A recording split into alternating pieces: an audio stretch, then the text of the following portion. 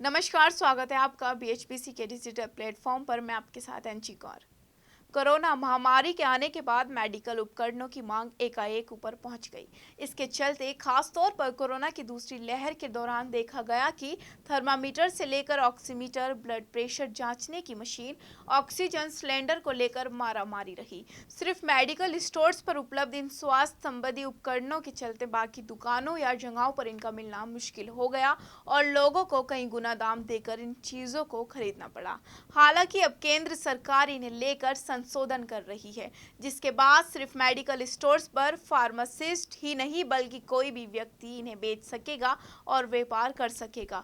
केंद्रीय स्वास्थ्य मंत्रालय की ओर से कॉस्मेटिक्स एंड ड्रग्स एक्ट के अंतर्गत मेडिकल डिवाइस रूल्स में बदलाव किया गया है। इन्हें मेडिकल डिवाइसेज अमेंडमेंट में रूल 2022 कहा जा सकता है। इसके तहत खास बात यह है कि अब 12वीं पास कोई भी व्यक्ति मेडिकल के व्यवसाय के क्षेत्र में डिवाइसों की खरीद और बिक्री कर सकता है। 12वीं इन मेडिकल उपकरणों का व्यापार कर सकता है। इसके लिए अब फार्मासिस्ट की डिग्री या डिप्लोमा की जरूरत नहीं होगी और ना ही लाइसेंस की जरूरत होगी।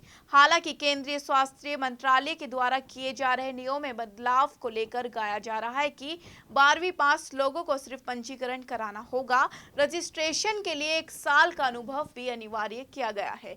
इस बारे में हिंदुस्तान लीवर एमडी और association of Indian medical devices industry के फोरम कोऑर्डिनेटर राजीव नाथ कहते हैं कि ये एक अच्छा फैसला है। पहली बात तो यह है कि मेडिकल उपकरणों की रीसेल करने वाले सभी विक्रेता अब ड्रग्स एक्ट के अंतर्गत आएंगे। इसके अलावा दूसरी बात यह है कि इस व्यवसाय की शुरुआत के लिए तय किए गए रजिस्ट्रेशन के लिए भी बहुत कम शर्तों का रखा गया है। इससे ज्यादातर लोग इन उपकरणों के कारोबार के लिए प्रेरित होंगे।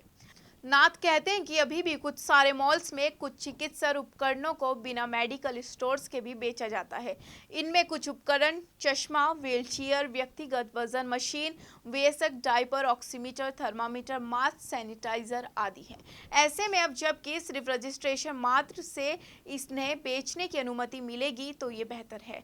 हालांकि मेडिकल डिवाइस इंडस्ट्री से जुड़े लोग अभी भी एक अलग चिकित्सा उपकरण कानून बनाने की सिफारिश कर रहे हैं ताकि छोटी मोटी गलतियों को अपराधों से मुक्त कर सके, क्योंकि मेडिकल डिवाइसेज ड्रग्स नहीं है।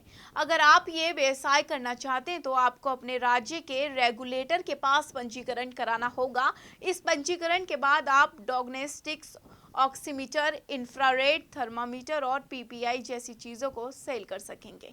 बता दें कि भारत दुनिया भर में चिकित्सा उपकरणों के लिए शीर्ष 20 बाजारों में शामिल है।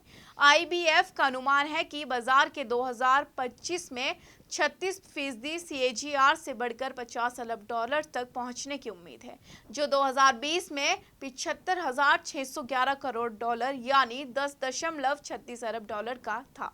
अभी तक इस वीडियो में सिर्फ इतना ही। नमस्कार। रोज की ताजा खबरें सुनने के लिए सब्सक्राइब करें BHPC न्यूज चैनल। साथ ही रोज के नोटिफिकेशन जानने के लिए दबाएं बेल आइकन। साथ ही हमें अपनी राय देने के लिए हमारी वीडियो पर कमेंट करके बताएं और वीडियोस को लाइक और शेयर करना बिल्कुल ना भूलें।